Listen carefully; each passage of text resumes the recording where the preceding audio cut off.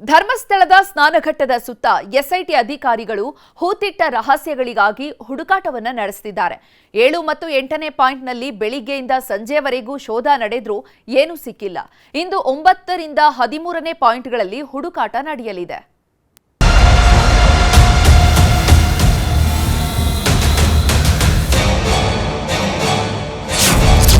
ಅಗೆದ್ರು 4ನೇ ದಿನವೂ ಅಗೆದ್ರು. ಧರ್ಮಸ್ಥಳದಲ್ಲಿ ಹೂತಿಟ್ಟ ಶವಗಳ ರಹಸ್ಯ ಭೇದಿಸಲು ಎಸ್ಐಟಿ ಅಧಿಕಾರಿಗಳು 4ನೇ ದಿನವೂ ಸಾಕಷ್ಟು ಸರ್ಕಸ್ ಮಾಡಿದ್ರು. ಕಳೆಬರ ಸಿಕ್ಕಿದ್ದ 6ನೇ ಪಾಯಿಂಟ್ ಉತ್ಖನನ ಜಾಗಕ್ಕೆ ಮೊದಲು ಹೋಗಿ ಪರಿಸ್ಥಿತಿಯನ್ನೆಲ್ಲ ಅವಲೋಕಿಸಿದ್ರು, ಭದ್ರತೆಯನ್ನ ಪರಿಶೀಲಿಸಿದ್ರು. ಆಮೇಲೆ ಅನಾಮಿಕ ಗುರುತು ಮಾಡಿದ್ದ 7ನೇ ಜಾಗದಲ್ಲಿ ಉತ್ಖನನ ಶುರುವಾಯಿತು. 20 ಜನ ಗುಂಡಿ ತೋಡುವ ಕಾರ್ಮಿಕರು ಸ್ಥಳದಲ್ಲಿದ್ದರು. 15 ಎಫ್ಎಸ್ಎಲ್ ಅಧಿಕಾರಿಗಳು, ಎಸ್ಐಟಿ ಪ್ರಮುಖ ಅಧಿಕಾರಿಗಳು ಹಾಜರಿದ್ದರು.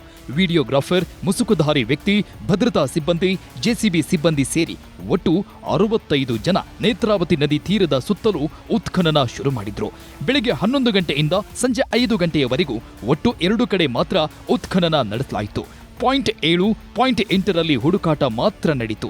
ಸತತ 6 ಗಂಟೆಗಳಲ್ಲಿ ಅರ್ಧ ಗಂಟೆ ಊಟಕ್ಕೆ ಬಿಟ್ರೆ 330ಕ್ಕೂ ಹೆಚ್ಚು ನಿಮಿಷಗಳ ಕಾಲ ಬರೀ ಶವ ಹೂತಿಟ್ಟಿದ್ದೀನಿ ಅಂದಿದ್ದ ಜಾಗಗಳನ್ನ ಅಗೆಯೋದ್ರಲ್ಲೇ ಸಮಯ ಕಳೆದೋಯ್ತು. ಇದಕ್ಕೆ ಕಾರಣ ಬಿಟ್ಟು ಕಾಟ ಕೊಡ್ತಿದ್ದ ಮಳೆ, ಇನ್ನೊಂದು ಕಡೆ ಉಕ್ಕುತ್ತಿದ್ದ ನೇತ್ರಾವತಿ ನದಿ ನೀರು, ಮತ್ತೊಂದು ಕಡೆ ಗುಂಡಿ ಅಗೆಯುವಾಗ ಸಿಕ್ತಿದ್ದ ಕಲ್ಲು ಬಂಡೆಗಳು, ಮರದ ಬೇರುಗಳು. ಇದರಿಂದ ಸಾಕ್ಷಿ ಹುಡುಕಾಟಕ್ಕೆ ಸಾಕಷ್ಟು ಸಮಸ್ಯೆಗಳಾದವು. ಶೋಧ ಕಾರ್ಯದಲ್ಲಿ ಫಸ್ಟ್ ಟೈಮ್ ಎಸ್ಐಟಿ ಬಿಗಿ ಕ್ರಮ. ಉತ್ಖನನ ಜಾಗದಲ್ಲಿದ್ದವರ ಫೋನ್ಗಳಿಗೆ ನಿರ್ಬಂಧ. 3 ದಿನದ ಹಿಂದೆ ಪಾಯಿಂಟ್ ನಂಬರ್ 1ರ ಜಾಗ ಅಗೆದು ತೆಗೆದಾಗ ಪಾನ್ ಕಾರ್ಡ್ ಮತ್ತು ಎಟಿಎಂ ಕಾರ್ಡ್ ಸಿಕ್ಕಿದ್ದು ದೊಡ್ಡ ಸುದ್ದಿಯಾಗಿತ್ತು. ಪಾಯಿಂಟ್ 6ರಲ್ಲಿ ಮಾನವನ ಕಳೆಬರ, ಮೂಳೆಗಳು ಸಿಕ್ಕಿದ್ದು ದೊಡ್ಡ ಸುದ್ದಿಯಾಯಿತು. ಹೀಗಾಗಿನೇ ಎಸ್ಐಟಿ ಮುಖ್ಯಸ್ಥ ಪ್ರಣವ್ ಮಹಾಂತಿಯವರು ತನಿಖೆಯ ರಹಸ್ಯ ಕಾಪಾಡಿಕೊಳ್ಳಲು ಸೂಚನೆ ಕೊಟ್ಟಿದ್ರು. ಹಾಗಾಗಿನೇ ನೇತ್ರಾವತಿ ದಡದಲ್ಲಿ ಹೂತಿಟ್ಟ ಶವಗಳ ಹುಡುಕಾಟದ ಜಾಗದಲ್ಲಿ ಇಬ್ಬರ ಫೋನ್ಗಳ ಬಳಕೆಗಷ್ಟೇ ಅವಕಾಶ ನೀಡಲಾಗಿತ್ತು. ಎಸ್ಐಟಿ ಅಧಿಕಾರಿ ಜಿತೇಂದ್ರ ದಯಾಂ, ಕಂದಾಯ ಇಲಾಖೆ ಆಯುಕ್ತರಾದ ಸ್ಟೆಲ್ಲಾ ವರ್ಗೀಸ್ ಮಾತ್ರ ಫೋನ್ ಬಳಸ್ತಿದ್ರು. ಉಳಿದ ಎಲ್ಲ 63 ಸಿಬ್ಬಂದಿಯ ಫೋನ್ ಸ್ವಿಚ್ ಆಫ್ ಮಾಡಿಸಿದ್ರು. ಜೊತೆಗೆ ಗುಂಡಿ ತೆಗೆದ 7 ಮತ್ತು 8ನೇ ಪಾಯಿಂಟ್ ಜಾಗಗಳಿಗೆ ಹಸಿರು ಬಣ್ಣದ ಪರದೆಯನ್ನ ಕಟ್ಟಿ ಯಾರಿಗೂ ಯಾವ ದೃಶ್ಯನೂ ಕಾಣದಂತೆ ಎಸ್ಐಟಿ ಅಧಿಕಾರಿಗಳು ಕ್ರಮ ವಹಿಸಿದ್ರು. 5.5 ಗಂಟೆ ಅಗೆದ್ರೂ 7, 8ರಲ್ಲಿ ಏನೂ ಸಿಗ್ಲಿಲ್ಲ. ಬೆಳಿಗ್ಗೆ 11 ಗಂಟೆಯಿಂದ ಸಂಜೆ 5 ಗಂಟೆಯವರೆಗೂ ಪಾಯಿಂಟ್ ನಂಬರ್ 7 ಮತ್ತು ಪಾಯಿಂಟ್ ನಂಬರ್ 8ರಲ್ಲಿ ಉತ್ಖನನ ನಡೀತು. ಆದ್ರೆ 2 ಜಾಗಗಳಲ್ಲೂ ಏನೂ ಸಿಕ್ಕಿಲ್ಲ ಅನ್ನೋದು ಎಸ್ಐಟಿ ಅಧಿಕಾರಿಗಳು ಕೊಟ್ಟಿರುವ ಮಾಹಿತಿ. 7ನೇ ಪಾಯಿಂಟ್ನಲ್ಲಿ 6 ಅಡಿ ಅಗೆದ್ರೂ ಏನೂ ಸಿಗದಿದ್ದಾಗ ಮುಸುಕುಧಾರಿ ವ್ಯಕ್ತಿ ಅಕ್ಕಪಕ್ಕನೂ ಇನ್ನೂ ಅಗೆಯಿರಿ ಅಂತ ಹಠ ಹಿಡಿದಂತೆ ಎಸ್ಐಟಿ ಅಧಿಕಾರಿಗಳು ಆಯಿತು ಅಂತ ದೂರುದಾರ ಹೇಳಿದ ಕಡೆಯೂ ಅಗೆದಾಗ ಏನೂ ಸಿಗ್ಲಿಲ್ಲ. ಆಮೇಲೆ ಪಾಯಿಂಟ್ 8ರಲ್ಲಿ ಹುಡುಕಾಟ ಶುರು ಮಾಡಿದ್ರು. ಅಲ್ಲೂ ಏನೂ ಸಿಗ್ಲಿಲ್ಲ. ಮುಸುಕುಧಾರಿ ವ್ಯಕ್ತಿ ಯಾಕೋ ಕನ್ಫ್ಯೂಸ್ ಆಗಿದ್ದಂತೆ. ಆತನೇ ಸಾಕು ಅಂತ ಹೇಳಿದ್ಮೇಲೆ ಉತ್ಖನನವನ್ನ ಎಸ್ಐಟಿ ನಿಲ್ಲಿಸಿದೆ. ಬುಧವಾರವಷ್ಟೇ ಅನಾಮಿಕ ವ್ಯಕ್ತಿ ಪಾಯಿಂಟ್ 1, 2, 3ರಲ್ಲಿ ಉತ್ಖನನ ನಡೆಸುವಾಗ ಇಲ್ಲಿ ಬೇಡ 9, 10, 11, 13ನೇ ನಂಬರ್ ಜಾಗ ಹುಡುಕಿ ಅಂತಿದ್ದ. ಆದ್ರೆ ನಂಬರ್ ಆಧಾರದ ಮೇಲೆ ಎಸ್ಐಟಿ ಅಧಿಕಾರಿಗಳು ಉತ್ಖನನ ನಡೆಸುವುದಾಗಿ ಹೇಳಿದ್ರು. ಜೊತೆಗೆ ಪ್ರತಿಯೊಂದನ್ನು 1 ಸೆಕೆಂಡು ಮಿಸ್ ಆಗದಂತೆ ಎಲ್ಲವನ್ನ ವಿಡಿಯೋ ಮಾಡಿಕೊಳ್ತಿದ್ರು. ಹೀಗಾಗಿ ಅನಾಮಿಕನು ತಕರಾರು ತೆಗೆದಿರಲಿಲ್ಲ.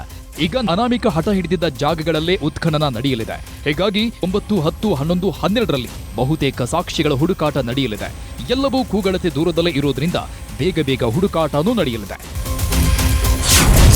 1 ರಿಂದ 13ರ ಪಾಯಿಂಟ್ಗಳಿಗೂ 24/7 ಭದ್ರತೆ.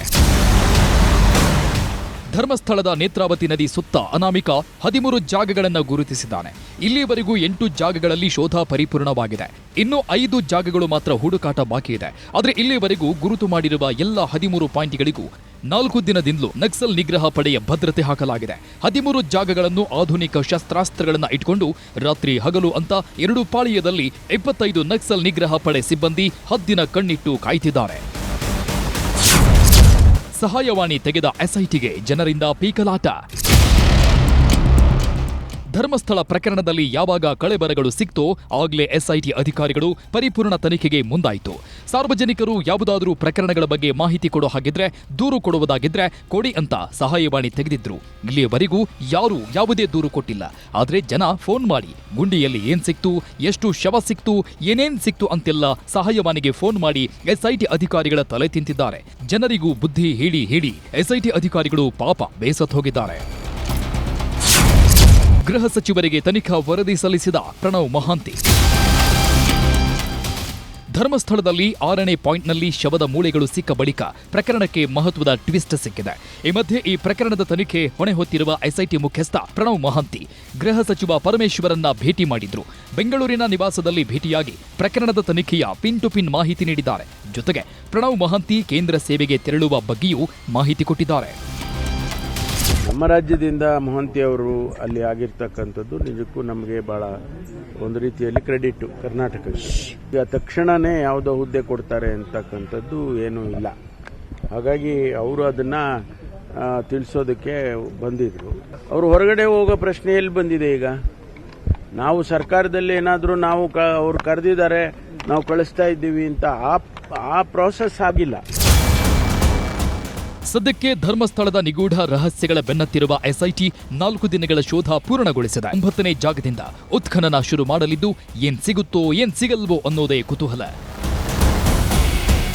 ಕಿಶನ್ ಶೆಟ್ಟಿ ಜೊತೆ ಗಂಗಾಧರ್ ವಾಗಟ, ನ್ಯೂಸ್ 18 ಧರ್ಮಸ್ಥಳ.